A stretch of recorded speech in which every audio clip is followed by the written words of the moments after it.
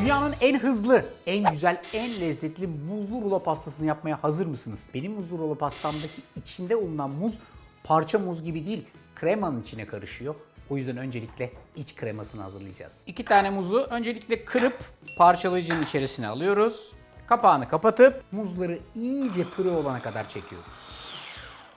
Muzların gelmesi gereken kıvam işte bu.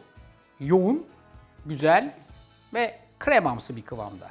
Kenarda dursun, hemen dolaptaki diğer ikiliyle çalışmaya devam edin. Öncelikle bunları mutlaka dolapta durması lazım. Soğuk olması bizim avantajımıza. Burada 200 gram kadar krema var. Burada da 100 gram kadar mascarpone peyniri var. Tek yapmam gereken kremayı çırpmak ve birazcık yoğunlaşmasını sağlamak. Ve birazcık bu şekilde havalandırdık. Ama buna birazcık da lezzet katmamız lazım. O yüzden şöyle yaklaşık 2 yemek kaşığı kadar şeker ilave etmeniz gerekiyor. Ve aynı şekilde şekerle çırpıp kremanızı hazır hale getirmeniz gerekiyor. 200 gram kremayı yaklaşık 2 kaşık kadar şekerle çırptım. Gördüğünüz gibi kalın ve hafifçe katılaşmış bir kıvama ulaştık.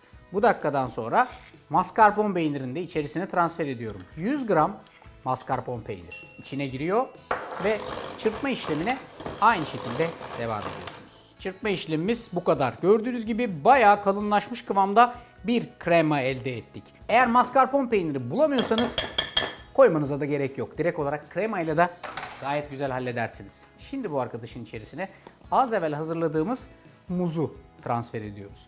Buna muzlu rulo pasta olsun diye ihtiyacı olan bütün lezzeti bu nefis çekilmiş muz verecek. Güzelce karıştırıyorum. İşte mükemmel bir muzlu iç krema böyle yapılır. Bu arkadaş şimdi dolaba gidiyor. Niye? Çünkü ben bütün işlemleri yapana kadar onun soğuması benim avantajıma. Hadi gelin size yapabileceğiniz en güzel muzlu rulo pastanın o rulo olan kısmının nasıl yapıldığını anlatayım. Şöyle başlıyoruz. Gramajlar çok önemli. 5 yumurtanın beyazını yaklaşık 100 gram toz şekerle çırparak iyice köpük kıvamına getireceğiz. Hafif akışkan bir kıvamda, birazcık gövdelenmiş. Bu benim istediğim kıvam. Şimdi bunun üzerine 5 tane yumurtanın sarısını tek tek ekleyeceğiz. Yani 5 yumurtanın beyazını 100 gram şekerle çırptık. Yumurtanın sarılarını teker teker ekleyip çırpmaya devam edeceğiz. Yumurtalığın sarılarıyla da işimiz tamam. Hemen arkasından işin içine süt giriyor. Bakın 40 gram kadar süt, yaklaşık 2 parmak yapıyor su bardağıyla. Azıcık spatulanın üstüne döküyorsunuz. Sonra nazikçe kapatarak karıştırıyorsunuz. Hepsini bir anda dökmüyorsunuz. Yavaş yavaş döküyorsunuz. 3 ya da 4 hamlede sütü bu şekilde kapatarak, karıştırarak içerisine ekliyorsunuz. Zaten 3 kere karıştırınca süt hemen içeriye hapsoluyor. Sıra geldi una. 100 gram kadar una ihtiyacınız var. 1 su bardağı eder. 100 gram unu mutlaka ve mutlaka bir elekten geçiriyorsunuz.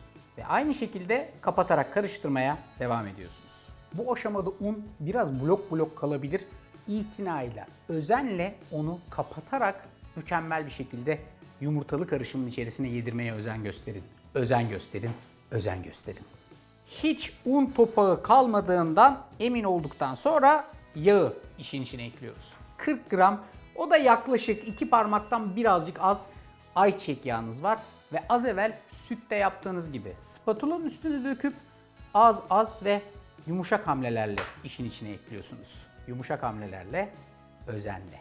Hafif akışkan bir kıvamda ama yoğunlaşmış bir şekilde pişmeye hazır. Şimdi ne yapıyoruz? Öncelikle fırın tepsisi, standart fırının kendi tepsisi. Üstüne bir yağlı kağıt koyuyorum ve yağlı kağıdı şu şekilde tepsinin içerisine elimle yayıyorum. Tabandan yapıştırmanıza gerek yok çünkü çıkartmak için zorlanırsınız. Tek yapmanız gereken bunu tutup şöyle muntazam bir şekilde fırın tepsisinin içerisine bütün bu karışımı transfer etmek ve arkasından spatula ile tepsinin her tarafına güzelce yaymak.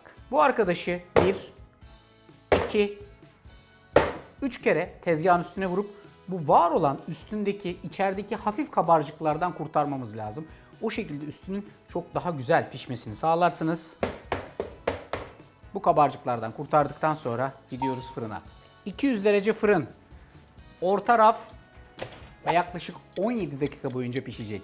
17 dakikanın sonunda çıkarttığımızda mükemmel bir rulo pasta için uygun kek kalıbı çıkartmış olacağız. Bu arada hadi gelin biz bir ganaj yapalım. Yapması çok kolay.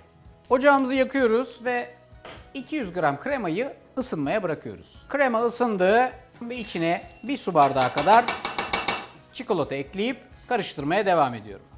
Üstü için ganajımız da hazır olacak. Gördüğünüz gibi gayet güzel ve pürüzsüz bir kalın ganaj elde ettik. 16 dakikanın sonunda ya da bilemediniz 17. Artık bu arkadaşı fırından çıkartabiliriz. Üstünün çok tatlı bir renk aldığını siz de görüyorsunuz. Hemen tezgaha transfer ettim. Şimdi ilk yapmamız gereken bunu kağıdından çıkartmak.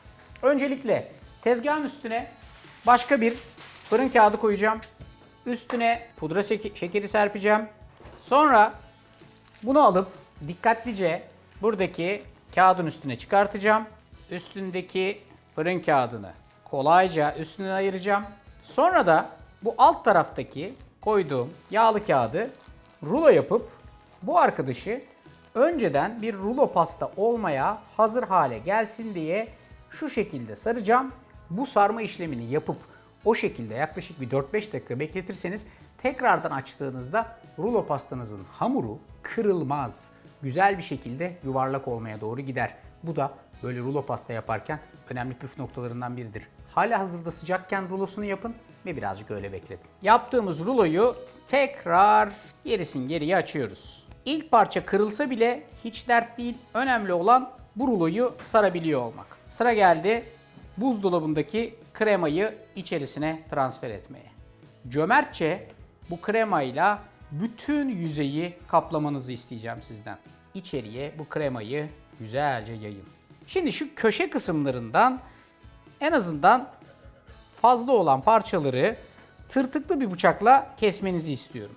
Şimdi benim kekimin boyutu aşağı yukarı 35 santim. Yani 5'er santimlik ince dilimler, şeritler kesersem toplam 7 parça elde etmiş olacağım. Cetveli şöyle koyuyorum ve buradan 5, 10, 15 diye gideceğim. Olduğu yerde katlayarak güzelce rulo yapıyorum. Ve işte mükemmel bir muzlu rulo pasta servise hazır. Bu boyut sizin için yeterliyse bu boyutta, yeterli değilse büyük boyutlarda yapabilirsiniz. Rulolar hazır. Hangi boy isterseniz bak. Çikolata ganajın fazlası dökülsün diye şöyle bir tel, üstüne de bunu koyalım. Arzu ettiğiniz gibi bu çikolata ganajı üstüne gezdirebilirsiniz. İsterseniz komple kaplayın. İsterseniz ince uzun şeritler halinde geçin. Yani şimdi insan bunu yemeye nasıl kıyar diye düşünüyorsunuz ama bak aynen şöyle kıyar, hiç affetmez. Alıp böyle